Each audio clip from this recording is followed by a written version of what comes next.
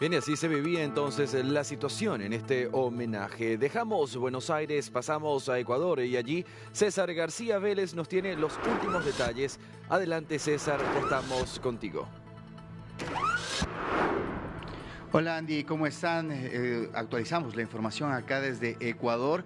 A propósito de este informe que fue desarrollado de forma periodística por DNews, titulado El negocio de estudiar en Argentina. La preocupación es evidente sobre esta migración de estudiantes de Ecuador que aprovechan la gratuidad de los institutos superiores y universidades argentinas y que en este momento han generado el debate en el interior de esa sociedad. Para brindarle contexto a esa información que les presentamos en DNews, vamos a conversar a continuación con Patricio Crespo, quien es coordinador de la Mesa de Educación Superior, para conocer qué está pasando del otro lado de esta historia acá en el Ecuador y por qué los chicos deciden ir a estudiar hacia ese país. Gracias, Patricio, por este tiempo. La pregunta está formulada. ¿Qué está pasando en la educación superior del Ecuador? ¿Por qué los estudiantes prefieren ir a estudiar a Argentina? Y evidentemente generan el debate allá, pues están beneficiándose de los impuestos que pagan los argentinos para esa educación. Así es, César, y muchas gracias por esta oportunidad. Efectivamente, la educación superior en el Ecuador atraviesa por múltiples desafíos y problemas. Sin embargo, yo diría los últimos 30, 40 años, no todo es negativo, ¿no? Existen avances importantes en el mejoramiento de la calidad, incluso en el acceso y en la consolidación de las instituciones de educación superior.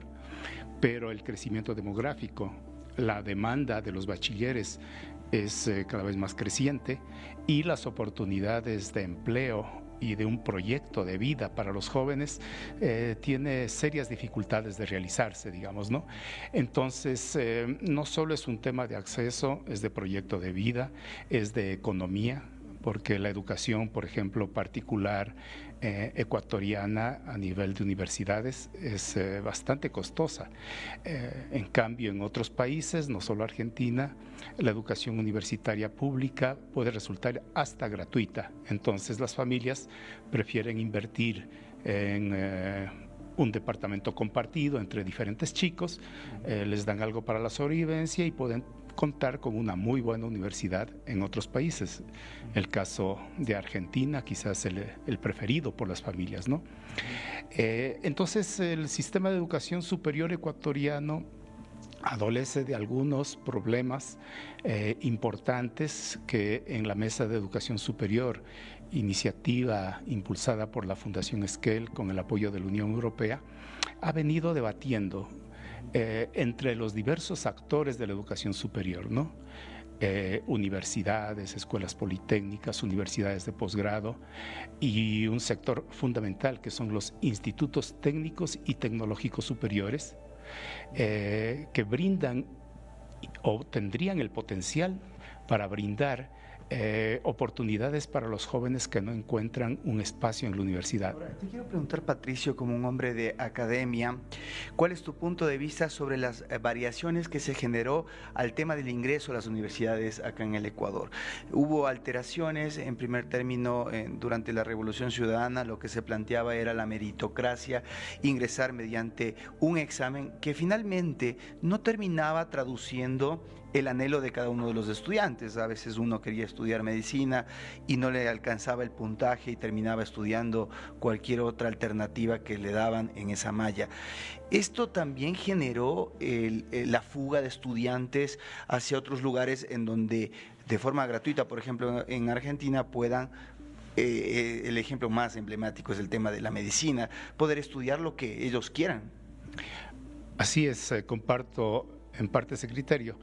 En el periodo de la Revolución Ciudadana tuvimos una hiperregulación con un control muy centralizado y las universidades sintieron una especie de camisa de fuerza, ¿no?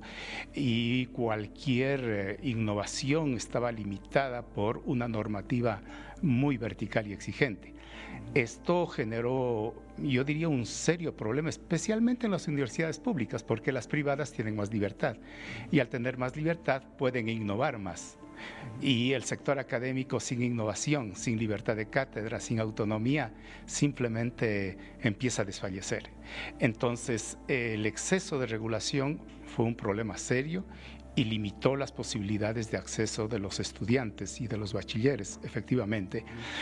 Pero en otros momentos posteriores a la Revolución Ciudadana, quizás hemos ido a otro extremo, aunque no se ha llegado a cumplir, que es la desregulación total. Este extremo... ¿Cómo se arreglan? Tampoco es la solución. O sea, quitaron toda la normativa y ahora pues hay una desorganización para saber cómo se puede acceder a las universidades y cada cual se arregla como puede. Justamente, ¿no? Incluso los varios anuncios que se han presentado respecto a la desaparición de la CENESID, que hasta ahora no se cumple, envía un mensaje, digamos, a la sociedad de una falta de regulación, de control y una falta de presencia del Estado. Esto tampoco es bueno para la educación superior. Yo diría, hay que escoger el camino intermedio, el justo medio, digamos, para tener un ambiente de confianza, autonomía, libertad de cátedra, especialmente de la universidad pública, para que pueda innovar, ¿sí? Y al mismo tiempo tener un sistema no tan opresivo y burocratizado de regulación. Los profesores de las universidades, especialmente de las públicas, pasan una buena parte de su tiempo llenando formularios, firmando documentos, estableciendo una serie de normativas para, digamos, poder regular y acreditar a sus universidades.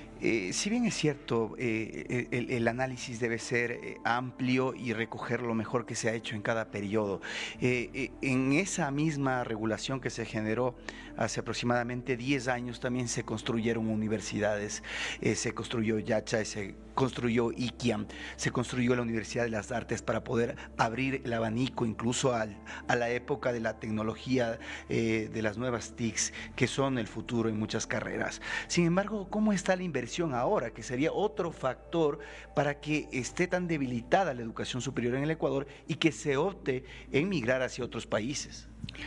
Efectivamente, ¿no? En el ejemplo que usted coloca, siempre se dijo, habría sido quizás mucho mejor invertir en las universidades existentes antes que crear otras nuevas.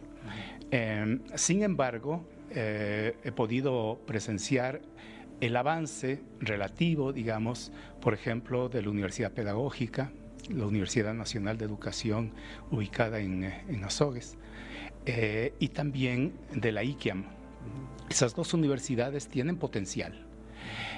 Me da la impresión de que Yachay no logra realmente consolidarse, y sabemos pues todos los ecuatorianos que en esa universidad hubo una inversión enorme de dinero público. Entonces sí, el Estado no solo que debería dedicar más inversión a la educación superior, sino que debe hacerlo de manera mucho más eficiente. Por ejemplo, destinando más recursos a los institutos técnicos y tecnológicos y generando un ambiente académico que valorice al instituto, que no se piense que los institutos de educación intermedia tecnológica son de segunda categoría. En muchos países del mundo, si uno desea terminar su itinerario educativo como bachiller, está muy bien y tiene oportunidades. Si desea ir a una educación intermedia de 1 o 2 años, también está muy bien y está muy bien visto en la sociedad y tiene oportunidades de empleo. Y los que desean ir a la universidad. Brevemente, ¿qué piensa de la propuesta del presidente Milei? Porque esto es lo de fondo, a nadie le va a gustar que en su país vengan estudiantes de otros y quiten plazas a ellos y también se aprovechen de los beneficios y de los impuestos que pagan. Están en problemas estos muchachos que seguramente ahora tendrán que someterse a un régimen arancelario en donde tengan que pagar. Sí, sería gravísimo para miles de familias, no solo de Ecuador, sino de Bolivia, por ejemplo, de Perú, de Colombia, que estudian en Argentina. Estas políticas de Milei ultraliberales creo que no son positivas para generar un espíritu incluso de solidaridad, de equidad intergeneracional y también de contribuciones entre países, porque ahora vivimos en un mundo global, ¿no? Incluso uno de los grandes desafíos de la educación superior ecuatoriana es competir con las mejores universidades del mundo que ofertan maestrías, incluso carreras de pregrado a distancia y con costos muy bajos. Patricio, por el tiempo, solamente ustedes van a debatir sobre esto. ¿Qué día? Muchas gracias por la oportunidad pues, de esta cuña publicitaria. El día martes a las 6 de la tarde en el Auditorio Leonidas Ortega en la Universidad Católica Santiago de Guayaquil, vamos a presentar el libro y vamos a tener ponentes muy notables como Roberto Pazley, exministro de Educación, Cynthia Game, ex viceministra de Educación, Verónica Peña, presidenta de la REIS, que es la Red Ecuatoriana de Internacionalización de la Educación Superior, y César Ulloa, que es vicerrector del IAEN y coordinador de diálogos nacionales en la iniciativa de Esquel. Perfecto, gracias Patricio. La historia de cómo está la educación superior en el Ecuador, a propósito del informe que he realizado de News, en donde está el exministro Pazley. Véanlo para que tengan un criterio integral de este tema que afronta DNews sobre el negocio de estudiar en Argentina. Ya tienen otra arista desde la perspectiva ecuatoriana de lo que está pasando para entender de forma integral esta problemática. Andy, tú sigues.